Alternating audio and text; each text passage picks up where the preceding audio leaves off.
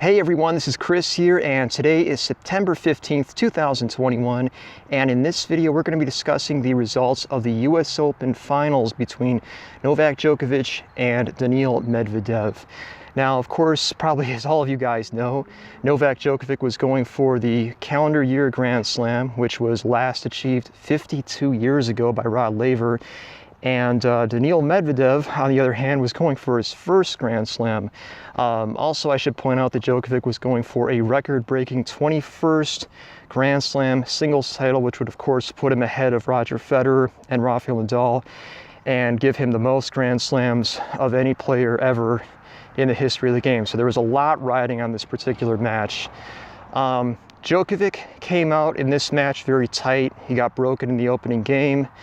Medvedev really took advantage of the slower start that Djokovic had and got on top of him early. He was serving great in the first set, Medvedev was, and it was just really an uphill battle for Djokovic because Medvedev was so strong in this match. In my opinion, personally, he really had nothing to lose because, as we know, the next-gen guys haven't really been the best about winning slams early on in their career, and Medvedev is now 25 years old, so it makes sense that he might not have won a Grand Slam if it hadn't happened here or, in the next couple of years.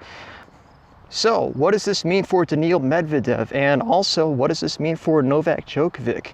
Now that Medvedev has his first Grand Slam, it's an interesting situation because he might continue this trend of winning a few more. We've got the Australian Open coming up in a few months. Of course, he was a finalist there this year. It is possible, and it would be logical to even assume that he might win a couple of Grand Slams next year. He certainly has the game to do it, and he's proven now that he's good enough to be a Grand Slam champion. So it's very likely that Medvedev might start to win a couple more slams now that he's gotten his first one. But at the same time, we kind of thought that maybe Dominic Thiem was going to do the same thing when he won the US Open last year. But I think the difference here, in my opinion, is that the fact that this Grand Slam came against a member of the Big Three is more of an indication of potential that Medvedev has. Whereas when you look back at Thiem's win last year, he went 5 sets against Zverev. Zverev kind of choked in that final, to be honest about it. And, he was up 2 sets to love against Thiem and still found a way to lose. So I think that Medvedev's win is really more promising in a lot of senses because he had to overcome one of the greatest tennis players in the history of the game to do it. So that's definitely a good sign for him. I also would not be surprised to see Stefanos Tsitsipas win a Grand Slam next year. I know that he was very, very close to doing so at the French Open, just 1 set really.